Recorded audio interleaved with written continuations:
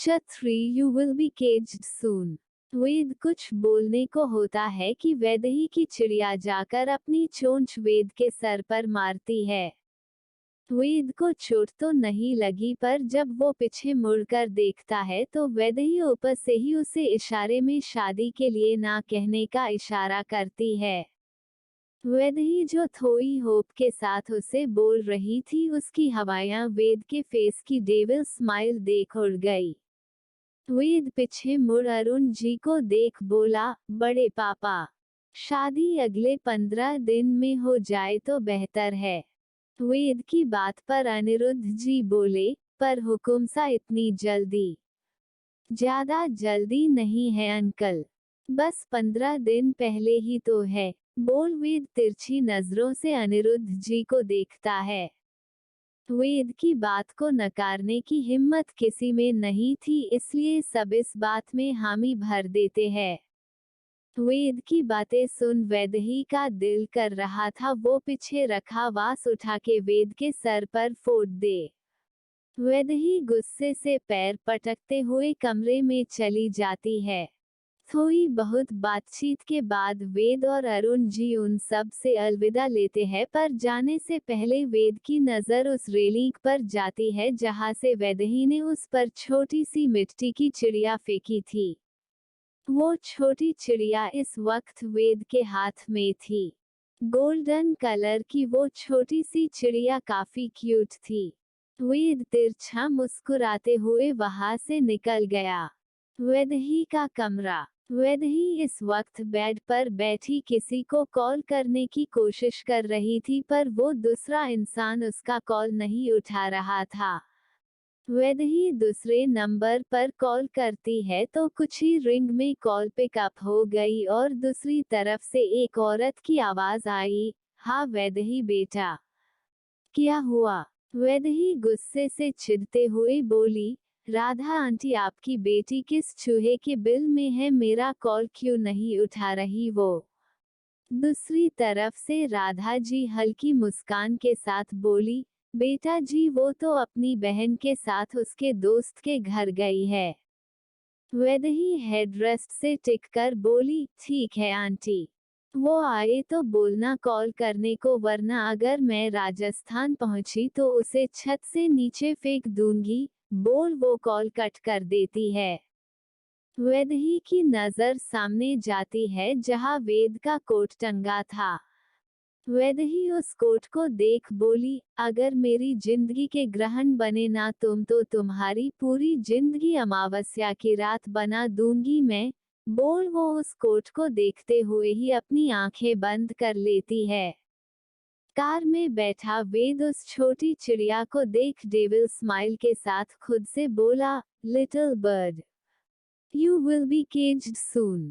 तुम चाहो ना चाहो तुम्हें मेरे अमावस्या की रात का चांद बनना ही पड़ेगा।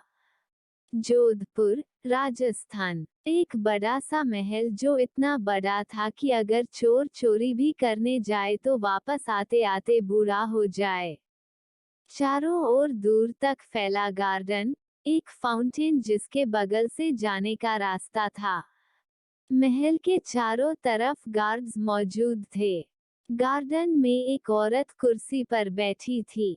सीधे पल्ले की बनारसी साड़ी, माथे पर बड़ी सी बिंदी, कानों में झुमके, गले में बड़े बड़े हार।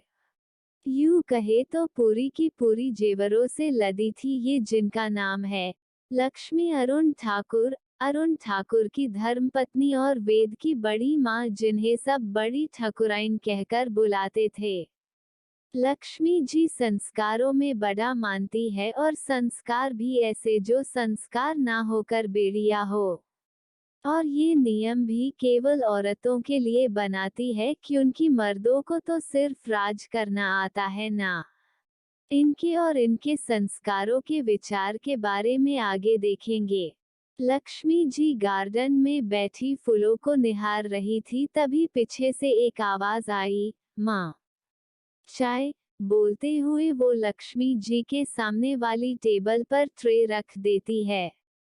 ये है लक्ष्मी जी के बड़े बेटे प्रणव ठाकुर की पत्नी साक्षी प्रणव ठाकुर। लक्ष्मी जी बिना साक्षी को देखे उसे वहां से जाने का इशारा कर देती है। साक्षी भी बिना कुछ बोले वहां से जाने के लिए मुड़ जाती है, पर उसकी नजर सामने से आ रही फलक पर पड़ती है। फलक लक्ष्मी जी की बेटी है। साक्षी फलक के पास जा उसके दुपट्टे को उसके सर पर डाल बोला, माँ से डांट खाना है क्या फलक? फलक अपने दुपट्टे को संभाल बोली, सॉरी भाभी मैं तो भूल ही गई थी। बोल वो मुस्कुराते हुए लक्ष्मी जी की तरफ चली गई। लक्ष्मी जी के पास पहुंचते ही फलक सर झुका बोली, माँ आपकी इजाजत हो तो मैं बाहर जा सकती हूँ क्या? क्या काम पड़ गया है अब तुम्हें? लक्ष्मी जी फलक को देख सख्ती से बोली। लक्ष्मी की आवाज आते ही फलक एक पल को घबरा गई, पर फिर हकलाते हुए बोली, माँ वो कॉलेज में कुछ काम है। उद्धरण चिन्ह। लक्ष्मी जी सामने देख बोली, आज तो संडे है ना, फिर भी जाना है तो रामू को ले जाओ और समय पर आ जाना। फलक खुशी से बोली, जी शुक्रिया माँ। लक्ष्मी जी बोली, बाहर जरा अपने दांतों को मुंह में ही रखना। अच्छे घर की लड़कियां यूं रास्ते पर खीखी नहीं किया करती, क्योंकि ये एक हंसी बहुत कुछ बिगाड़ सकती है। समझी तुम? फलक धीरे से, जी माँ, बोल वहां से निकल जाती है। लक्ष्मी जी चाय पीने लगती है, तभी एक लड़का आकर उनके सामने वाली कुर्सी पर आकर बैठ गया। ये है लक्ष्मी जी का छोटा बेटा और फलक का जुड़वा भाई आशीष ठाकुर। आशीष लक्ष्मी जी की प्लेट से बिस्किट ले मुस्कराकर बोला, माँ मैं अपने दोस्तों के साथ आज रात गोवा जाने वाला हूँ। लक्ष्मी जी आशीष को देख प्यार से बोली, हाँ तो जाओ ना बेटा, किसने रोका है तुम्हें? लक्ष्मी जी की बात सुन आशीष मुंह बना चीरकर बोला, माँ आप हर बार एक ही बात बोलते हो, कभी तो कुछ नया बोला करो। लक्ष्मी जी आशीष के पास जा उसके सर को चूम बोली, बेटा तुम्हें क्या नया बोलूं? मना तुम्हें मैं कर नहीं सकती तो क्या ही बोलूं? अब मुस्कुरा भी दो, ऐसे मुंह मत बनाओ। बोल वो मुस्कुरा देती है। आशीष भी मुस्कुरा देता है। लक्ष्मी जी बोली, वैसे आओगे कब तक? आशीष बोला, माँ एक वीक का ट्रिप है, और हाँ मैं अपनी कार खुद चला के ले जाऊंगा। लक्ष्मी जी मुस्कुरा बोली, ठीक है ले जाना। बोल वो आशीष के सर पर हाथ फेरती है। Dot dot. फलक की कार कॉलेज के सामने रुकी। पैसेंजर सीट पर बैठे रामू से फलक बोली, रामू काका मैं 1 घंटे में यहीं मिलूंगी आपसे। बोल वो कॉलेज के अंदर चली गई। कॉलेज के कैंटीन में फलक जाकर सीधे एक लड़की के गले लग बोली, हैप्पी बर्थडे माही। बोल वो उससे अलग होती है। फलक माही को देखती है जो उसे गुस्से से घूर रही थी। फलक माही के पीछे वाली लड़की से बोली, इसे क्या हुआ है तमन्ना? माही की बहन तमन्ना मुस्कुराकर बोली, माही चौहान का बर्थडे आप कॉलेज के कैंटीन में मनाओगे तो वो गुस्सा तो होगी ही ना। फलक माही को कुर्सी पर बिठा बोली, यार माही तुझे तो पता ही है ना माँ के बारे में। सॉरी यार मान भी जा, अब से ऐसी गलती नहीं होगी। बोल वो मुस्कुराते हुए अपने कान पकड़ लेती है। फलक के हाथ अपने हाथ में ले माही बोली, अच्छा ठीक है माफ किया। उसके बाद तीनों मिलकर माही का बर्थडे सेलिब्रेट करते हैं।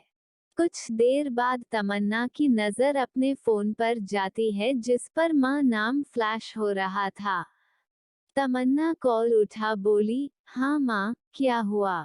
दूसरी तरफ से तमन्ना की माँ राधा जी बोली, बेटा वैदेही से बात कर लो, कब से परेशान है वो तुमसे बात करने को। तमन्ना कॉल कट कर अपने फोन को देखती है जिस पर वैदेही के लगभग 20 मिस्ड कॉल्स थे, जिसे देखते ही तमन्ना खुद से बोली, ऐसी क्या इमरजेंसी आ गई इसे। बोल वो उठकर दूसरी साइड चली जाती है वैदेही से बात करने के लिए। इंदौर, वैदेही का कमरा। वैदेही हेडरेस्ट से सर टिकाए सो रही थी। एकाएक वो चिल्लाते हुए उठी और सीने पर हाथ रख लंबी सांसें लेने लगी। वैदेही खुद से बोली, ये कैसा सपना था। ऐसा भी कोई इंसान होता है क्या जो लड़के लड़कियों में भेद करे। शुक्र है मेरा पंगा ऐसे लोगों से नहीं पड़ा। ये बस एक सपना था। बोल वो मुस्कुरा देती है। अब बेचारी वैदेही को कौन बताए कि जिस सपने ने उसे डरा दिया था वो सपना वेद से शादी करके सच हो जाएगा। वो कुछ पल इस सपने के बारे में सोचती है, फिर अपने फोन को देखती है जिस पर दिदू नाम फ्लैश हो रहा था।